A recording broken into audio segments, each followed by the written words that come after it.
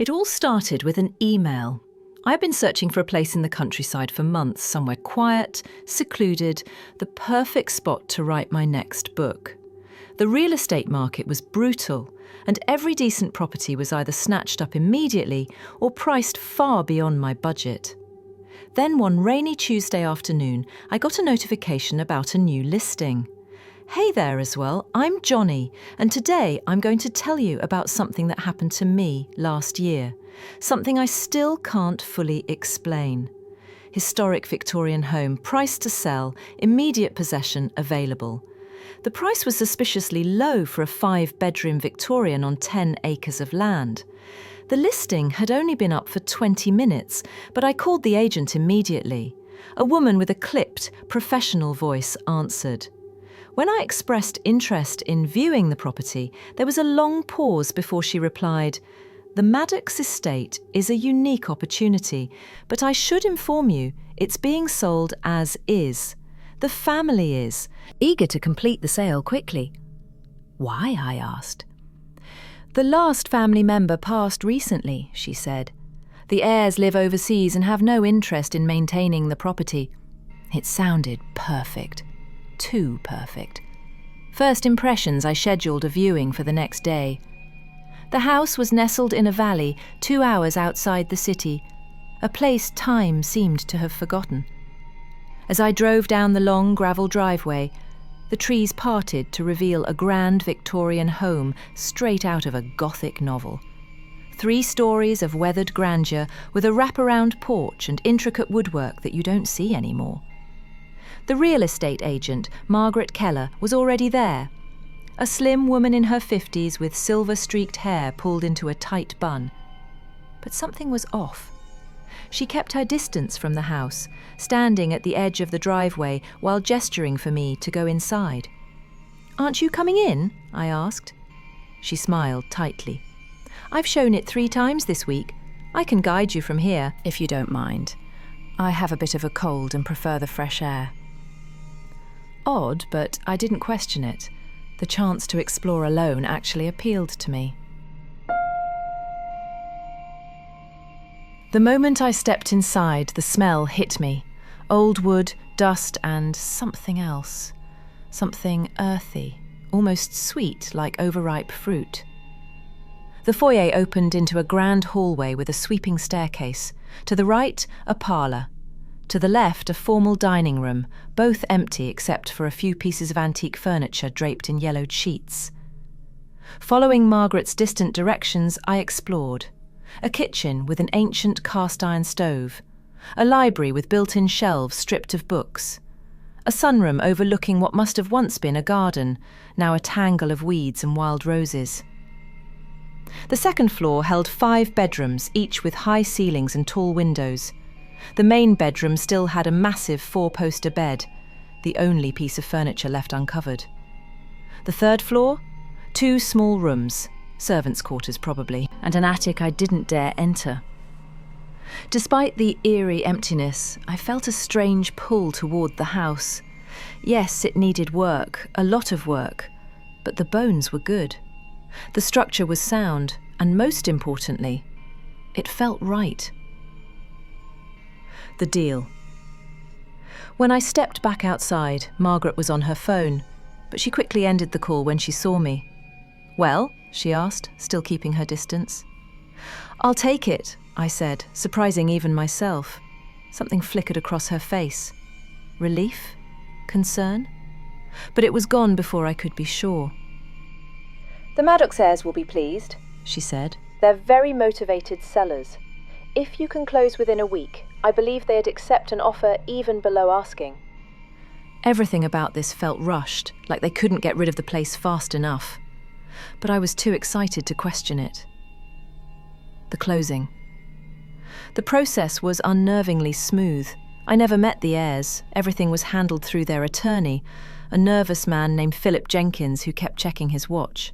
When I asked about the property's history, hoping for some colourful anecdotes, he shuffled his papers and muttered, "The family owned it for generations," before quickly changing the subject.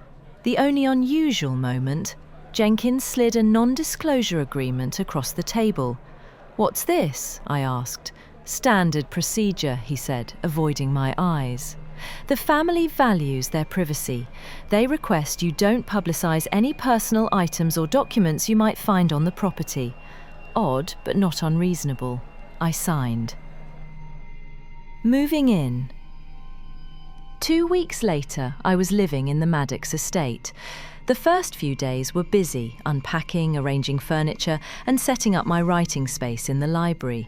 The house had no internet and cell service was spotty at best, but that was fine. I'd moved here to disconnect, to focus. Then, on the 4th night, I heard it. Footsteps. Slow, deliberate steps on the 3rd floor, directly above my bedroom. They crossed from one end of the attic to the other, then stopped. I froze, listening. The house was old. It creaked, it settled. But these were unmistakably footsteps. I grabbed my phone, turned on the flashlight, and crept upstairs. The attic ladder was down. I hadn't left it that way. "Hello," I called, shining my light into the darkness. "Is someone there?" No answer, just a heavy, expectant silence. I climbed up. The attic was an ample, open space filled with old furniture, trunks and boxes. No one was there. But then my light caught something on the far wall. A door. Partially hidden behind a stack of old picture frames, it looked different from the others, newer, with a heavy padlock. I made a mental note to open it later. The next morning, I explored the 10-acre property, dense woods to the north, open meadows to the south, and an overgrown orchard to the west. Behind the house, a formal garden had gone wild, its stone paths and weathered statues barely visible beneath the weeds. Then, at the northern tree line, I noticed something odd. A gap, like a hidden path leading deeper into the woods. Curious, I followed it. After 10 minutes of walking, I reached a clearing. In the centre stood a stone crypt, its entrance blocked by a rusted iron gate. Above it, an inscription. Maddox, 1887, the family plot. I peered inside, but saw only darkness. As I turned to leave, something glinted in the leaves near my feet, a tarnished silver pocket watch.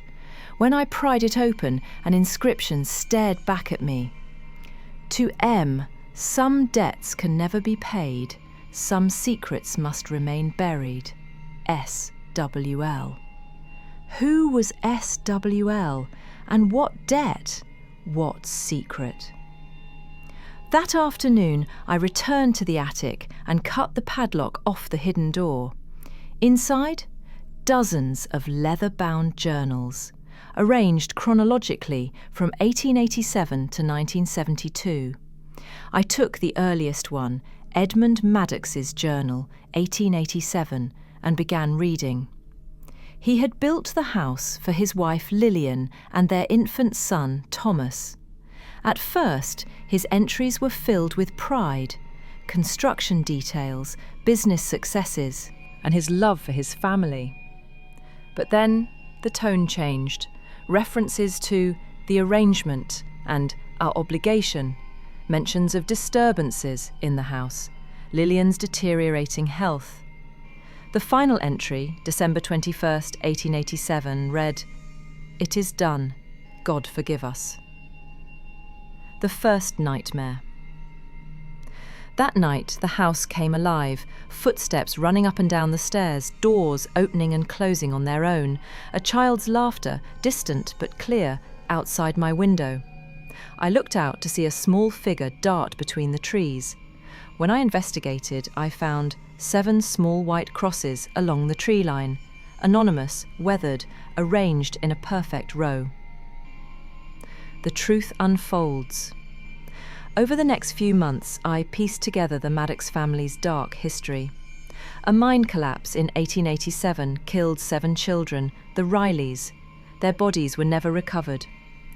The Maddox family made an arrangement with something that emerged from that mine. Samuel W. Langford, SWL, helped Edmund Maddox contain it, using rituals, boundaries, and payments. The last Maddox, Richard, wrote in 1972, "The boundary weakens. God help us all." Then the house was abandoned until I bought it. The ritual. On the winter solstice, December the 21st, the anniversary of the mine collapse, I performed the ritual described in Langford's journals. 7 silver crosses were placed at property's edge, a symbol carved into the doorframe. Blood, my blood, to seal the boundary. As midnight struck, house shuddered.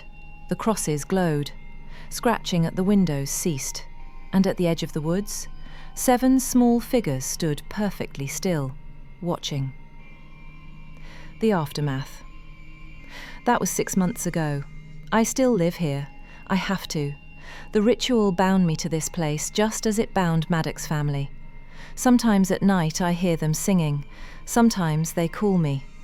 But the boundary holds, for now, because they're patient and they're waiting. If you enjoyed this story, hit the like button. Subscribe for more tales from Dark Britain Files. Remember, some secrets are meant to stay buried.